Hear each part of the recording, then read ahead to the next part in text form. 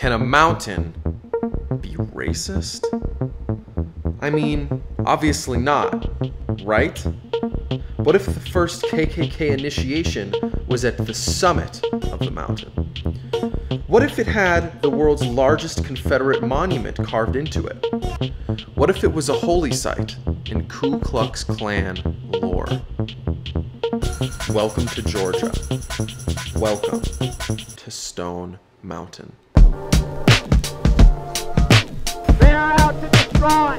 They're out to crucify our school system that we have in this country. One of the greatest school systems that you can find. In 1887, the mountain was bought by Samuel Venable for $48,000 US. Venable was a granite mining tycoon, business that made him very rich. Oh yeah, and he was also a member of the Ku Klux Klan. Klan ties to the mountain go deeper than just the owner of the mountain being a member. Stone Mountain not only bears the largest Confederate monument in the world, but it is also a holy site in Ku Klux Klan lore, and the birthplace of the modern Ku Klux Klan. The Ku Klux Klan was founded in 1865, shortly after the Confederacy's loss of the Civil War by 6 Confederate veterans in Pulaski, Tennessee. It was Christmas Eve in Pulaski, and these 6 men met in the law office of Calvin Jones. The men were frustrated by the loss of the Confederacy, but also bored, so they decided to start a club called the Circle. But then they thought the Circle was too much of a normie name, so they called the club Ku Klux, Greek for circle. James Crow, one of the men present, suggested the name should be Ku Klux to add a layer of mysticism. Another founding member, John Kennedy, oops, wrong one, then added Klan to the end of the name in honor of his Scots-Irish heritage. Subsequently, they created outfits to give themselves the appearance of ghosts, hence the white robes you're familiar with today. The group rode around town on horseback, playing silly little pranks on the townspeople. At first, there was no stated goal of the Ku Klux Klan. According to the rules of the KKK, members were only obliged to have fun, make mischief, and play pranks on the public, which is what they're known for today, right? And so they did. And their pranks and mischief were very well received by the people of Pulaski. The post-war attitude in the South was terrible. The economy was destroyed. Many had lost loved ones. So the image of silliness and joy in the town was very popular, and membership in the Klan skyrocketed. Eventually, the mindless pranks on townspeople were no longer fun. The Klan shifted their attention to freed slaves, attempting to terrorize the freed slaves, many of whom were uneducated and superstitious. The Klan would wear white robes, attempting to convince the free slaves that they Klansmen were ghosts of dead Confederate soldiers seeking revenge. These attempts did not have the intended effect, with the freed slaves recognizing the voices of their white neighbors behind the masks. Violence in the Ku Klux Klan did not start until 1867, 2 years after the KKK was formed, when former Confederate General Nathan Bedford Forrest was elected Grand Wizard. Forrest was a millionaire plantation owner, but the abolition of slavery left him crippled financially and very resentful towards Black Americans. After blacks gained the right to vote, the KKK felt compelled to take matters into their own hands, murdering and assaulting both blacks and whites who attempted to help blacks learn or vote. In late 1868, the overconfident leader, Nathaniel Bedford Forrest, agreed to an interview with the newspaper The Cincinnati Commercial, in which he claimed the KKK was a military organization with 40,000 members in Tennessee and over 500,000 members in the South. This turned out to be a very bad idea, with Forrest self-reporting the Klan's dubious intentions. Soon, President Andrew Johnson took action, activating federal troops to deal with the Klan. In 1869, Forrest ordered the Klan to disband and all robes to be burned. However, Forrest's order proved to be ineffective, with Klan violence continuing to occur, with beatings, whippings, and murders of blacks. On March 30th, 1870, the 15th Amendment passed, which gave the right to vote to all men, regardless of race. The KKK began terrorizing blacks who attempted to vote. On April 20th, 1871, the House of Representatives signed a bill colloquially known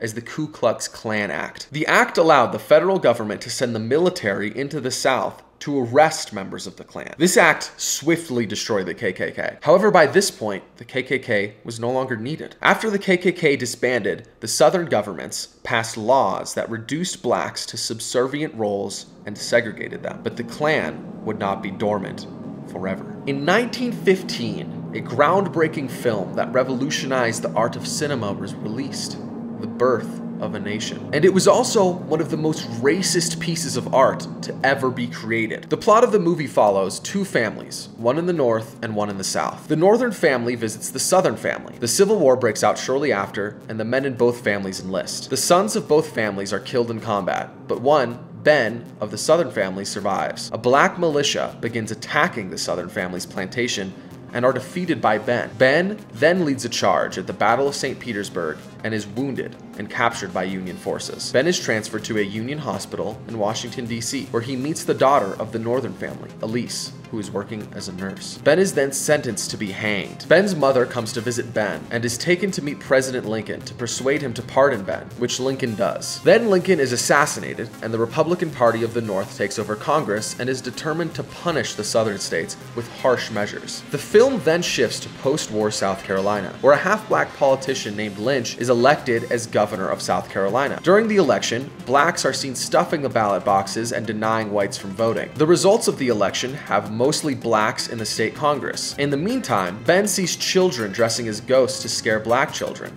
and decides to form the Ku Klux Klan. Because of this, Elise breaks up with Ben. Then Ben's sister Flora is approached by a black man, Gus, who wishes to marry her. She rejects him and is chased through the woods by Gus to the edge of a cliff. Gus continues to approach, and Flora jumps off the cliff. Ben sees this and holds his sister as she dies. Ben then tries Gus in court and lynches him with the help of the KKK. After learning of Gus's murder, the black governor tries to crack down on Klan activity by making ownership of Klan robes a capital offense. Ben's father is discovered by the police with Ben's Klan robes and is sentenced to death, but is rescued by the father of the Northern family. The two flee to take shelter in a sympathetic Union soldier's house. A title card on the screen then says, "The former enemies of the North and South are united again in common defense of their Aryan birthright." Elise of the Northern family goes to Governor Lynch to convince him to pardon the Southern father. Governor Lynch then tries to marry Elise, who subsequently faints. Undercover Klansmen go to get help upon hearing of Elise's condition. Elise faints again and comes to being gagged and bound. Ben leads the Klansmen to rescue Elise and capture Governor Lynch, which they do successfully. In the next election, blacks find armed Klansmen at voting booths who prevent them from voting. The film ends as Ben marries Elise. A final title card says,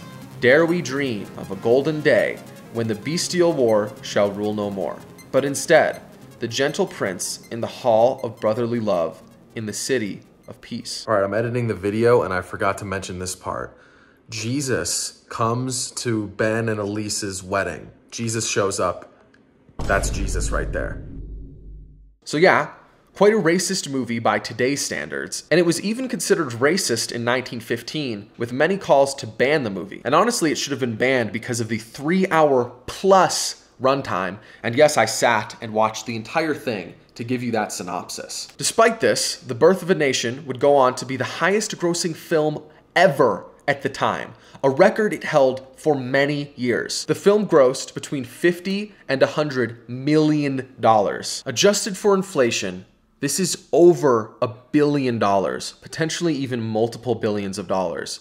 This was truly the Avengers of its time. The film would go on to be loved by many US presidents, including Woodrow Wilson and William Howard Taft. The film became the first film ever to be screened in the White House under Wilson's presidency. The film was a hit in many cities, but especially in Atlanta. The depiction of the Klan as heroes in the film resonated with many people in Atlanta, but especially with Methodist preacher William J. Simmons. On Thanksgiving Day 1915, Simmons gathered some of his friends and 2 elderly members of the original Ku Klux Klan. Also present was James Venable, the 13-year-old nephew of Samuel Venable, the owner of Stone Mountain at the time. A total of 16 people hiked to the top of Stone Mountain to perform the first initiation of the revived Klan. Simmons planted a 16-foot tall cross at the summit of Stone Mountain and set it ablaze. The flaming cross would come to be symbolic of the KKK, and this was the first time it was ever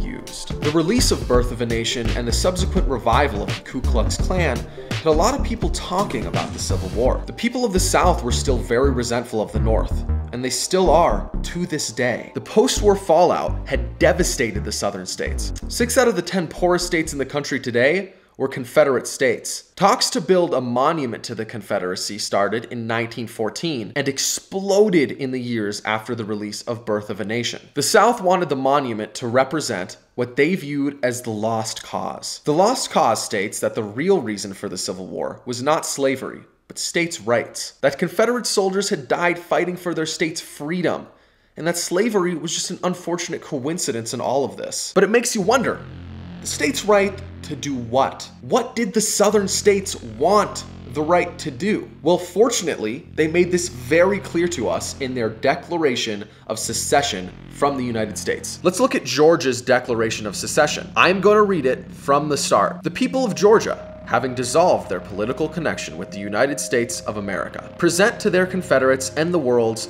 the causes which have led to the separation. For the last 10 years, we have had numerous and serious causes of complaint against our non-slaveholding Confederate states, with reference to the subject of African slavery. They have endeavored to weaken our security, to disturb our domestic peace and tranquility, and persistently refuse to comply with their express constitutional obligations to us in reference to that property. And the property they're talking about here is human beings, and by their use of the power in the federal government have striven to deprive us of an equal enjoyment of the territories of the Republic. So pretty clear here, literally in the second sentence of the Declaration of Secession, they say the reason that they're going to secede is slavery. The document continues in saying, our position is so thoroughly identified with the institution of slavery, the greatest material interest in the world. So it's clear there was no lost cause. The cause was obvious. They stated to themselves it was to continue slavery. Still, the people of the South wanted to memorialize the Civil War, and Stone Mountain was chosen for the site of that monument. But the monument wasn't going to be at Stone Mountain. It was going to be Stone Mountain itself. The project was spearheaded by C. Helen Plain, a member of the Daughters of the Confederacy. Plain chose Guston Borglum,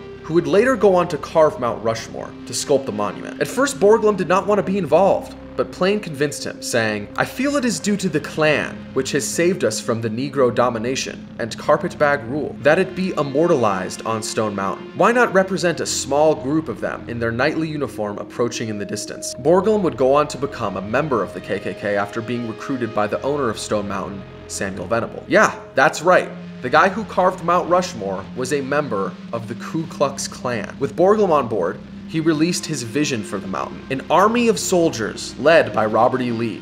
Included in the army, Confederate General and First Imperial Wizard of the Ku Klux Klan, Nathan Bedford Forrest. Additionally, a monument akin to the Lincoln Monument, called Memorial Hall, was to be carved at the foot of the mountain. Inside Memorial Hall was to contain a Ku Klux Klan altar dedicated to the group. The monument was going to cost a fortune to build, with millions of dollars in funds needed. A portion of the proceeds from the Birth of a Nation were donated to the memorial. The Ku Klux Klan, which had grown to a membership of 3 to 8 million people by the time sculpting started, donated money. The US Treasury even minted commemorative coins to raise money. Sculpting started in 1923, but was stopped in 1925 after Borglum was asked to scale down his original idea due to budgetary constraints. Borglum said no and was fired. Borglum's sculpting was blasted off the wall. A new sculptor was hired, Henry Augustus Lukeman, who drafted new plans for the monument, very similar to the ones we see today. Sculpting continued until 1928,